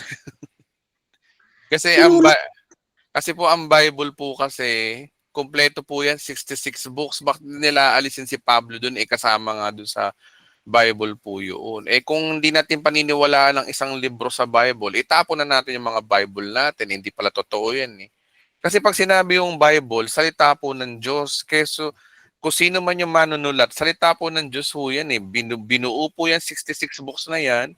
Pinireserve ng Panginoon yan. At mahabang panahon po yan na nasa kamay ng mga Hudyo at nailimbag lang para sa atin, niloob ng Diyos. Ibig sabihin, may kamay ang Diyos dyan at nakakapagpabago ng buhay. Bakit hindi nila pakinggan si Pablo? Ang sabi nga dito, no, tinan nyo, no, Galatians chapter, dapat pabasa nyo sa kanya to Sabi rito ni Pablo, ibig kong malaman ninyo, mga kapatid, mga kapatid, na ang hindi kathanang tao ang mabuting balitang ipinapangaral ko. Inaamin naman ni Pablo, 'di ba? Bakit nila basahin 'to? Sabi dito no, hindi ko 'to tinanggap mula sa tao, ni itinuro sa akin ng tao. Sino daw nagturo kay Pablo? Si Kristo Jesus ang nagpahayag dito sa akin. Kung tatanggalin mo si Pablo, din-reject mo rin si Jesus. Si Jesus nga nagpahayag sa kanya ng mga sasabihin ni Pablo. Ayan, linaw yung verse na yan, no? Sabihin mo sa kanila, kapatid, bakit nyo aalisin si Pablo dun sa Bible? Nasa Bible po siya. Di, para nyo na rin sinabi na tinanggihan nyo rin yung Bible. Just pakita mo tong verse na to, kapatid. Galatians chapter 1, verse 11 to 12. Authentic ang mga sinasabi ni Pablo. Galing ito sa Panginoong Jesus, kay si Jesus Christ ang nagturo sa kanya ng mga gospel na para sa atin. So, sa tingin ko, kapatid, yun ang magandang tanong, sagot dyan. At baka sila, yung mga samang yan, yung mga ako naniniwala ako ng mga Rizalista yung mga yan, yung mga tawag dito. Ano bang samahan to? Dati silang Rizalista Tapos hindi sila naniniwala kay Pablo. Ano ba meron ba kayo idea, mga kapatid? Kung ano yun? Basta mga Rizalista yung mga yan, mga kulto. Sorry. Mga kulto yung mga yan, mga kapatid. Kayo maniwala dyan. Kapag kapag ang isang Bible tinatanggihan, wala na sa hulog yung mga yan. Kaya doon tayo sa Bible lang. Kung ano po yung nasa Bible, doon po tayo makinig. Hindi to sabi-sabi nila. Mga yan, sabi-sabi lang naman yung wala namang patutunayan yung mga yan. Wala. Kayo tayo makikinig sa Bible o sa sabi-sabi? Kayo po. So, sa tingin ko kapatid, yun po yung ating masasagot sa inyong panukala o yung tanong. O, tingin kapatid, yun lang po ang masasagot ko kapatid. Kapatid, nasagot ko na po yung tanong niyo po. Meron pa po ba kayo ibang tanong? Hindi sila daw yung pastor yung ano, yung Israel daw sila dyan sa Pilipinas. Alam ko na yung mga yan, mga ganyan. Ano yan eh? Ano? Mga nagtuturo ng operian. Mga operian yung mga... Oo, tama nga. Yan Ay, yung sinabi niya sa akin. naku, kulto po yan kapatid. Huwag kayo maniniwala sa mga yan. Tinatanggihan Eh, nila yung Bible. hindi nga Tapos, ako naniniwala, gusto nga nila akong ano, pero ayaw ko. hmm. Sayang Opo, mali ka sa ano. mga Ophirian yung mga yan. Ophirian conservative. Nagtuturo daw ng opera, sabi ni Princess. Ay, sus. De joke lang po. Ophirian Oo. po yan, wala po yan. Nagtuturo sila na ang Pilipinas daw ang totoong lahi ng Jerusalem at tayo daw yung land of Ophir. Tapos si Pablo daw ay supot. Maraming sila mga sinasabi. Nako po. Madami Oo. nga silang sinasabing ganun. Oo. Kasi Pati yung si Pablo daw ayaw magpatuloy kasi daw supot. Ano ba? Ano kinalaman ng pagiging supot? Ay, nako. Daming kalokohan ng mga yan. pati yung apostle pinasasama nila eh. Hmm. Sabi ko nga, tinapon ninyo yung salita ni Pablo, yung mga sinulat niya, importante yun eh. Para Salita, sa ating salita para ho, sa ating mga hintil yun eh. salita ho ng Diyos po yan. Hindi naman salita ni Pablo yan eh. Parang tinatanggal nila yung salita ng Diyos. Bahala sila. Kaya nga, ang ginagawa ko nilang pastor, pinagdarasal ko na lang sila na maliwanagan yung pag-iisip nila. Huwag ka lang magpa-impluwensya sa kanila kasi ang basehan natin, ang lahat ng kasulatan ay kinasihan po ng Diyos, ang sabi sa Timothy. Lahat, pat kasama yung kay Pablo. Lalo na kay Pablo, almost New Testament, siya sumulat, tapos tatanggihan natin. Ayaw Delikado. ko nga eh. Ayaw ko nga sa kanila yung mga ganun. Dahilan nga dyan sa pinasukan nilang relihiyon na ganyan silang magkakapamilya, nagka-divide-divide eh. Mhm. Sabi ko, iyan ang bunga ng pinasukan ninyong relihiyon. Ay, hindi relihiyon ito, covenant. Sabi niya, kahit anong sabihin ninyo, kung ganun, masama ang influensya sa inyo kasi ang tunay na naniniwala sa Diyos, nagkakaisa kayong magkapamilya ka ako. Noon, ang ganda ng samahan nila. Ngayon, yung kinaroroonan daw nilang covenant. Ngayon, nagka-divide kasi yung leader nila, nagkaiba ng yung opinion yata. Yung isa hindi na naniniwala sa Diyos Anak. Yung isang banda naniniwala sa Diyos Ama at Diyos Anak. Ngayon, nagka-divide silang magkapamilya ngayon. Kita mo Kaya, yun. Kita mo ah, yun ang liw-linaw-linaw sa Biblia kaya tungkol nga, sa Diyos Anak. Tapos sasabihin mo, doon pa lang sablay na. Wala, kulto talaga yung mga yan, mga kapatid. kaya sabi ko, tignan mo yan kuya, darating ang araw malalaman ninyo ang tunay na kulay ng kinaroroonan nyo kako sa kanya eh. Mm. Ay, hindi maganda dito, maganda ang samahan natin dito. Mga ganon-ganon. Pakikita nyo yan darating ang araw. Yang lang nagkahiwa-hiwalay kayong magkapamilya dahil sa paniniwala ninyo, hindi magandang influence yan kako. Ang Mm. ganda ng samahan nila noon eh. Pagdating ngayon, naging ganyan sila. Mm. Mm. Hmm. Meron pa ho ba kayo ibang tanong, kapatid? Wala na. Yan na lang po, Pastor. Salamat po. Sa susunod po, Maraming, pag may tanong kayo, tatawagin ko po uli kayo. Salamat po sa pag-attend niyo po ngayong gabi. maraming salamat po, Pastor. Salamat po. Salamat. Okay. Okay, so 9:33 p.m.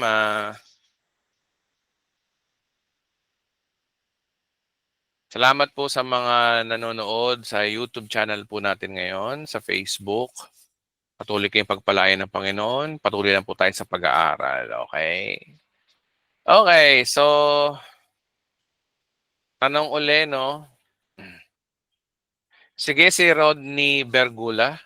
Rodney, pwede na po kayo magtanong. O sige, kung wala, si ano na lang, lalaki uli, si Jeff. Jeff lang eh. O, Jeff, nakalagay Charito po. Kapatid na Jeff, go ahead po. Sir Jeff, pwede na po kayo magtanong. Hello po. Good evening po sa iyo, Pastor, sa lahat ng nakikinig dito. Bali, Hello matagal. Hello po. Hello. Hello po. Good evening po. Hello? Apo, narinig na po namin ngayon. Okay po. Matagal na po akong follower sa inyo, Pastor. Bali, ako, nagtatrabaho po ako sa, sa Seabase po. Bali, ngayon lang ako nakasali sa itong platform na ito. Pero matagal akong naging tumitingin sa Facebook nga. Bali, ang katanungan ko lang po ay pagka-uwi ko po kasi yung anak ko tsaka yung asawa ko, paano ko sila i-encourage na magbasa po ng Bible kasi yung one time pagka-uwi ko po, galing ako sa trabaho ko, kakabababa ko lang. Kasi yung anak ko ay doon nga naka-enroll sa Catholic school po. One time kasi pagbaba ko talaga, bali yung anak ko nag-share nag-ano kaming dalawa may dala akong gospel, nag-share nagbabasa kami ng Bible. Tapos yung one time may lesson lang yung anak ko, nagtanong yung anak ko sa asawa ko kasi iba din yung ano niya po. Sabi ng asawa ko doon sa lesson niya, saan po daw magko-confess ng yung kanino po daw magko-confess. Sabi ng anak ko kay Lord. Tapos yung asawa ko parang medyo nagalit siya kasi sabi daw doon nga daw sa pare. Then sabi ko naman, dapat kay Lord tayo dumiretso kasi siniran ko siya ng Bible verse. Tapos doon siya nagalit siya kasi yung ang paniniwala niya galing simula nang hanggang bata siya hanggang sa ngayon kasi yung nga pinapaniwala niya kasi sinabi ng asawa sa ng tawag ito yung sinabihan ako ng asawa ko na bakit mo ganyan ang sinabi ng bata kasi ito man lang yung turo na kinalakihan niya kaya medyo nasaktan din ako kasi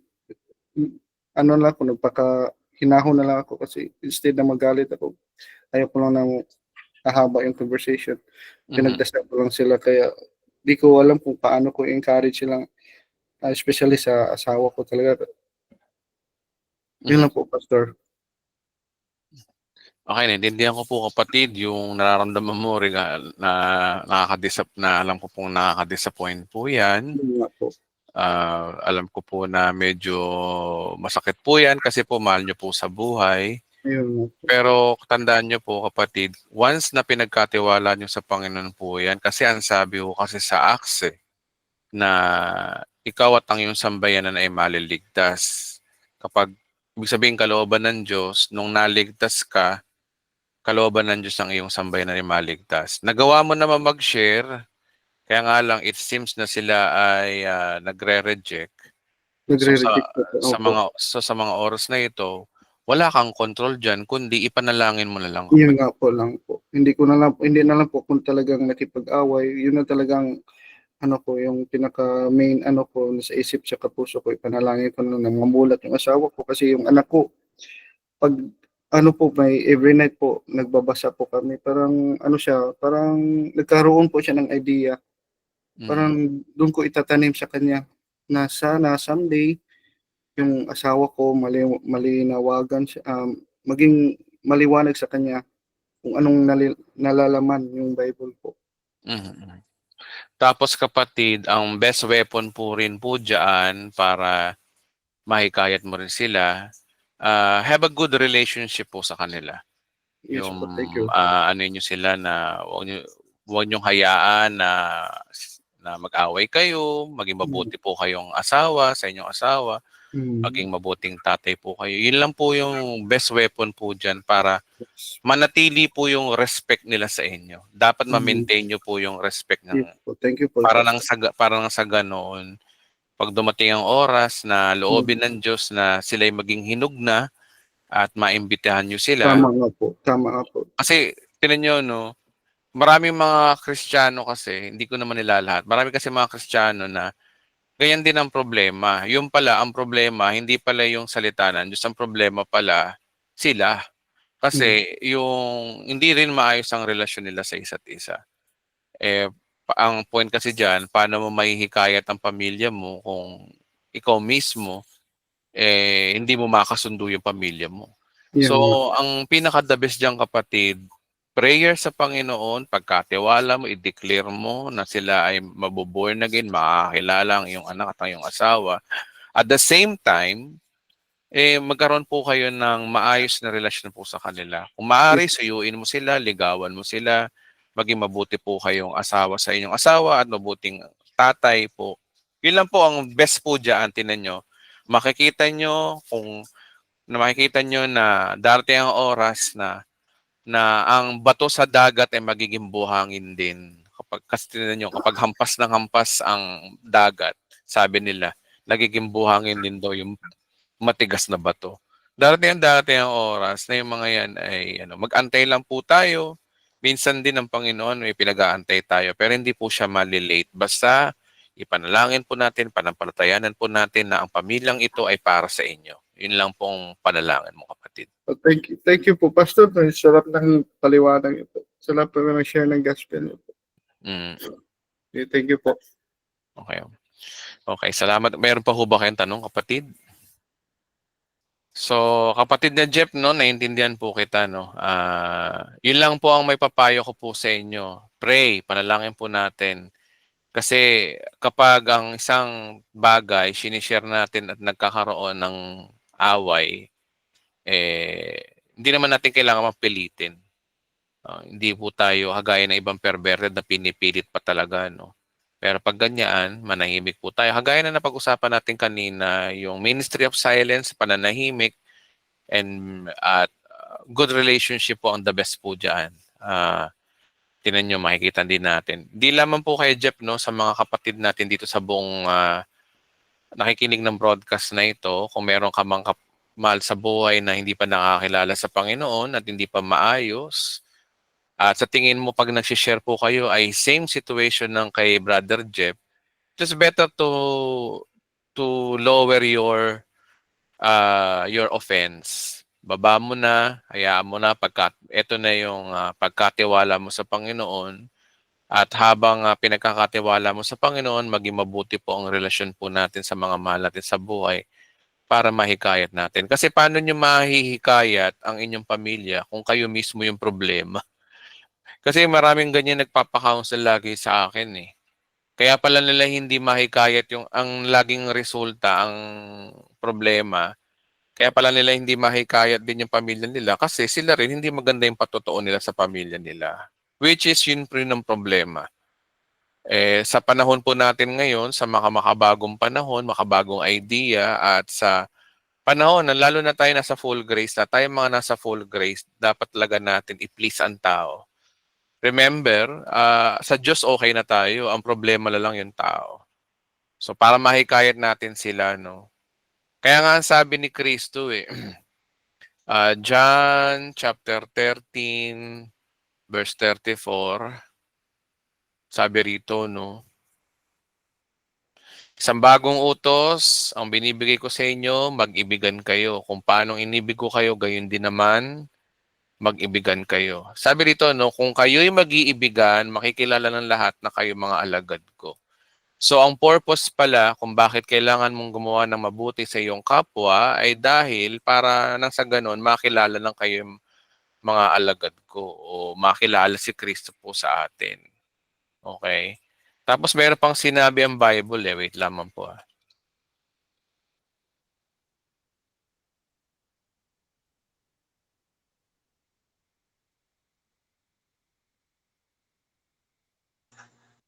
Wait lamang po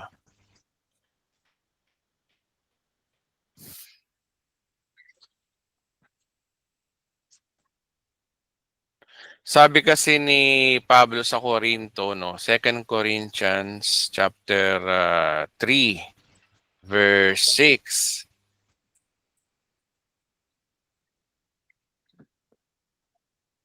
Sabi rito, no,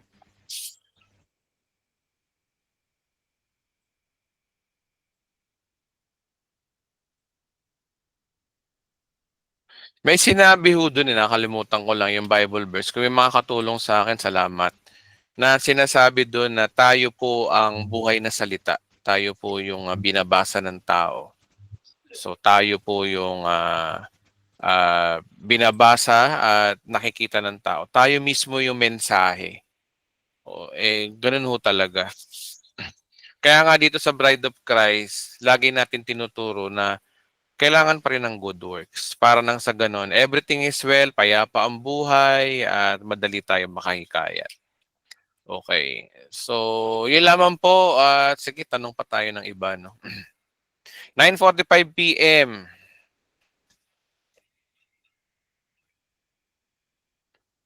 Paano, Pastor, yung standard ng gift of the Holy Spirit na mababasa sa unang Korinto 12? Basahin natin. Si Rodrigo Alcantara, okay, shoutout sa inyo. Sige, patulang ko po yung tanong niyo po, no? Nakalagay po to sa 1 Corinthians chapter 12.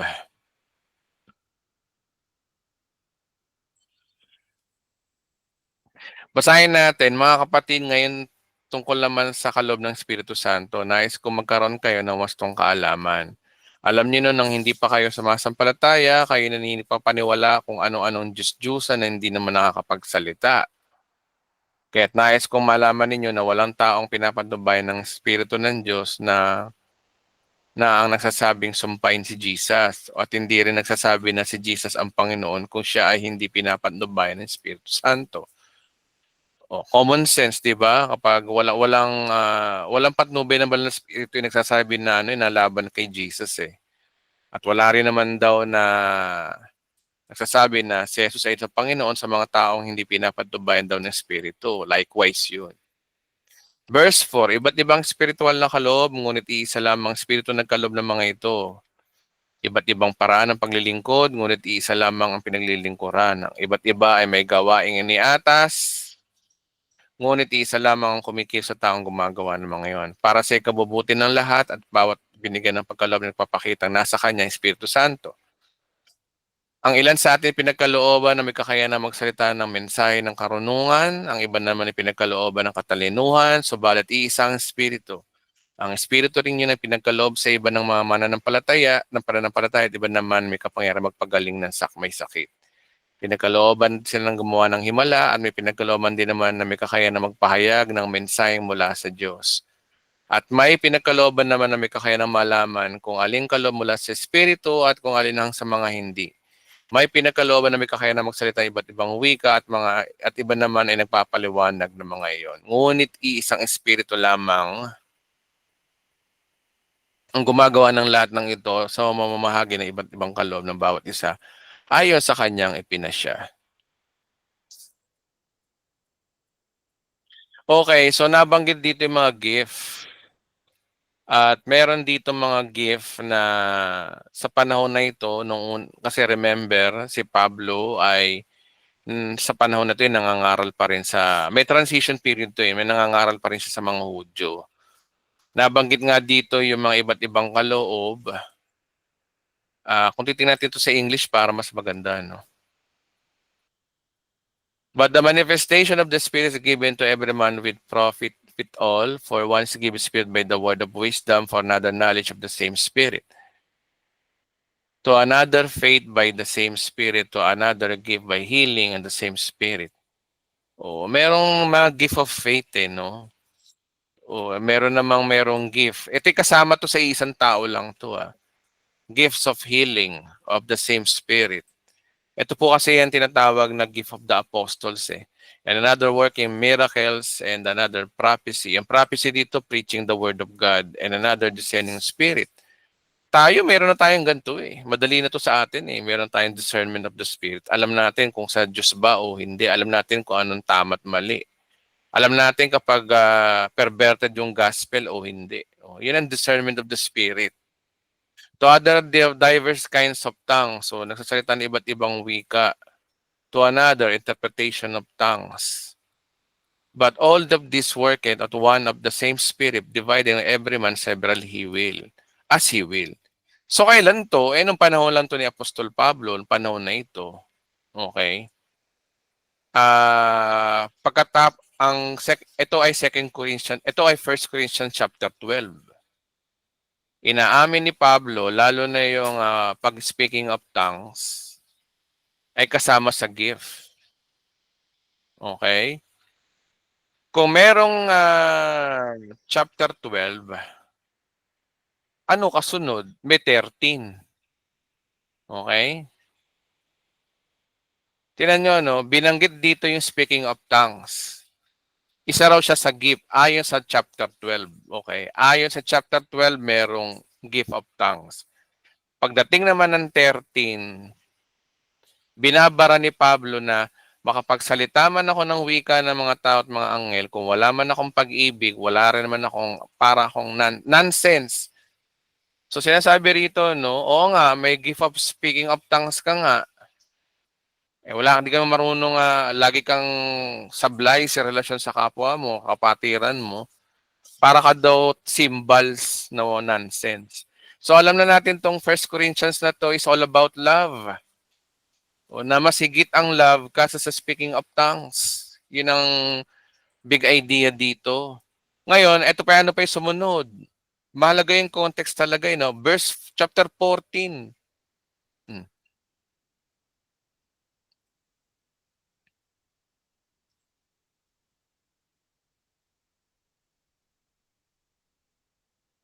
Yes, no? Dahil sa nananabik kayo sa kaloob ng Espiritu, sikapin ninyong sumagana ang inyong kaloob na makapagpaunlad ng iglesia. Dahil dito, kailangan manalangin ang nagsasalita ng iba't ibang wika na bigyan din siya ng kaloob na makapagpapaliwanag na ito. So eto na naman, no, mainit talaga ang dugo ni Pablo sa nagsasalita ng iba't ibang wika. Tingnan, no, nauuwi sa negative yung speaking of tongues dito bandang huli. Sabi rito, no, kung nananalangin ako sa wikang iyan, nananalangin nga ako ang aking espiritu, ngunit walang pakinabang ang aking pag-iisip. Pag nag-speaking of tongues ka raw, hindi raw gumagana isip mo. Okay? Oh. So, tinan nyo, no? Parang negative sa kanyang speaking of tongues. Ngayon, ano ang dapat kong gawin? Ano dapat yung gawin? Mag-speaking of tongues ba o manalangin? Sabi niya, manalangin ako sa magitan ng aking espiritu o ngunit gagamitin ko rin ang aking pag-iisip sa pananalangin. Kasi pag nag-speaking of tongues para sa kanila, hindi raw gumagana isip mo dyan . Ayon sa kanila, ayon kay Pablo. Hindi kaya mas maganda yung manalangin daw siya na may isip daw siya. Ibig sabihin, manalangin siya sa sarili niyang lengguwahe. Kasya naman yung mag-speaking of tongues ka, edi bakit kaya manalangin ka na lang kaya ng sarili mong lengguwahe, direkto, no? Ako ay nag-aawit sa magitan ng Espiritu, ngunit gagamitin ko rin ang aking pag-iisip sa aking pag-aawit. So pinapasabi rito na parang wala ka sa sarili mong pag-iisip kapag nag-speaking of tongues ka, kumpara doon sa nananalangin ka na gumagana ang isip mo talaga. Ito ay comparison between speaking of tongues and prayer, mga kapatid. May sabi kahit bali-baligtad rin itong verse na to, yun ang sinasabi . O verse 16, kung nagpapasalamat ka sa Diyos sa magitan ng Espiritu lamang, paano ka makakapagsabi ng amen ang isang taong naroroon kung hindi niya nauunawaan lang yung sinasabi? O paano makakapag-amen sa iyo yung tao kung hindi niya naiintindihan yung sinasabi mo?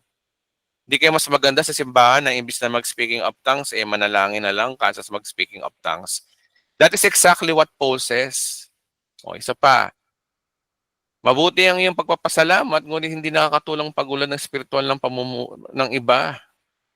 Hindi naman nakakatulong sa iba. Ikaw lang kasi nakakaintindi pa nagtatangs ka. Nagpapasalamat ako sa Diyos sapagkat ako ay nakakapagsalita ng iba't ibang wika, higit sa inyong lahat. Na-experience din naman, nandun yung empathy ni Pablo. Nang speaking of tongues is true, katunayan, siya rin ay nakakapag-speaking of tongues din at mas higit pa raw kasa sa inyong lahat. So this statement is empathizing for those who have a gift of speaking of tongues. Nakikisimpatya nga rin naman si Pablo. Pero ang problema, meron siyang ngunit . Ngunit. Ito yung problema, meron siyang ngunit. Yun, no? Sang-ayon siya sa speaking of tongues, pero may ngunit. Sa King James, tingnan natin kung talagang may ngunit. Yet in the church, oh, may yet eh.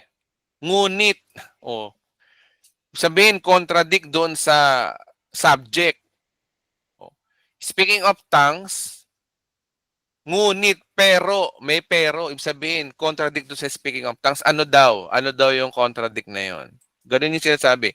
Ngunit, sa pagtitipon ng iglesia, mas gusto ko pang magsalita lamang ng katagang mauunawaan. Oh, kita nyo na? Si Pablo talaga ay hindi masyadong sang-ayon sa speaking of tongues. Bagamat inaamin niya that there is a speaking of tongues sa panahon na yun. Okay? Pero pagdating dito, no, ini-educate niya yung mga taga-Korinto, ini-educate niya tayo na, ngunit, mas gusto ko pang magsalita ng 5 katagang maunawaan at makapagturo sa iba. Parang sa panahon natin ngayon, mas maganda yung ganito, nag-aaral lang tayo ng salita ng Diyos kaysa mag-speaking of tongues. Gaya ng ginagawa ng mga Pentecostal, mga Assemblies of God. Proud na proud sila mag-speaking of tongues. Pero sinasabi ni Pablo, meron pang masigit sa speaking of tongues, yung magsalita kayo, mangaral ka ng salita ng Diyos. Nawiri, ito ngayon ginagawa natin ngayon. Kasya sa ano daw, libo-libong salitang walang naman nakakaunawa. Eh, sa speaking of tongues ba, may nakakaunawa, may makakaunawa niya pag may nag-interpret. Tingnan nyo mga kapatid, napapansin nyo ba kay Pablo na kitang-kita doon sa pananalita niya rito na parang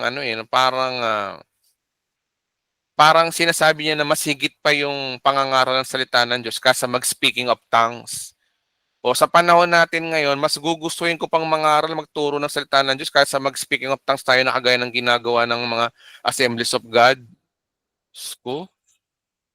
Oh. Ako ba may sabi? Si Pablo, ganun din eh. Parang ayaw din ng speaking of tongues. Mas gusto niya mangaral ng salita ng Diyos. Oh. Verse 20, mga kapatid, huwag kayong maging isip bata. O tinan nyo, sinabihan pang isip bata yung mga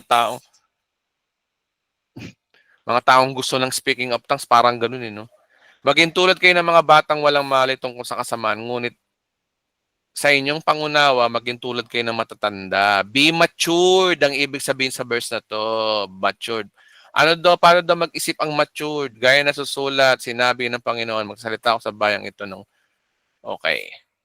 Kung gayon, ang kaloob ng makapagsalita ng iba't ibang wika, isang palatandaan para sa mga hindi sumasampalataya. Ang purpose pala ng speaking of tongues is para sa mga unbeliever Jews, hindi para sa mananampalataya. Ngunit ang kaloob na makapagpahayag na mensaheng mula sa Diyos ay palatandaan para sa mga mananampalataya at hindi sa mga sumasampalataya. Kaya kung nagtitipon ng iglesia, nagsalita ng iba't ibang wika ng lahat at may dumating ng taong hindi nakakaunawa, hindi sumasampalataya o unbeliever o hindi nakakaintindi at saka unbeliever, hindi kaya sinasabing sira ang ulo ninyo? O inaamin ni Pablo, yung mga nag-speaking of tongues, minsan napapagbintangan daw na baliw kapag may umatin na ibang unbeliever. O. Totoo naman yun, di ba? Kahit sa panahon natin ngayon, pag may nag-speaking of tongues, may nagkikisay dyan, parang tapos mag-invite ka ng unbeliever. Ano sasabihin ng unbeliever? Yung mga siraulo itong mga born again to. Kaya tayo nabubansagang buwang agin eh, no? Di natin sila masisisi. Kasi mga pinaggagawa natin sa simbahan, parang baliw eh, no? Iiyak-iyak, tatawa-tawa. Hihiga-higa. Magwawala. Sinong matinong tao na hindi makakapagsabi ng mga siraulo tong mga taon to?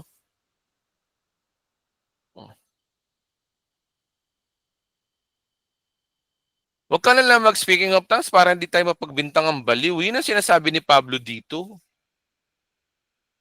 Take note hindi against si Pablo sa speaking of tongues sa panahon na yun. Actually, sinabi nga niya, isa nga sa gift di ba? Sa verse 12 at verse 13. Sa verse 13 naman, anuin mo yung speaking of tongues mo kung hindi ka naman marunong magmahal sa kapwa mo. Okay. Ngunit kung isa, ngunit ang lahat na nagpapahayag ng mensahe mula sa Diyos at dumating doon ng isang hindi nakakaunawa o hindi sumasampalataya, makakilala niya na siya makasalanan. Makakadarama ng tunay na kaligayahan at malalaman niya ang lilim ng kanyang puso. Kaya't luluhod siya at sasamba sa Diyos. Tingnan no, mas may pakinabang yung nangangaral ka talaga ng ng gospel kaysa doon mag-speaking of tongues ka sa simbahan. Kaya sa simbahan talaga, the best talaga yung yung may ang expertise nyo ay pag-aaral ng salita ng Diyos. Iba yung simbahan na gano'n na ang tao may natututunan. Na matututunan ng isang tao, puro kayo speaking of tongues. Ano kayo? Puro emosyon.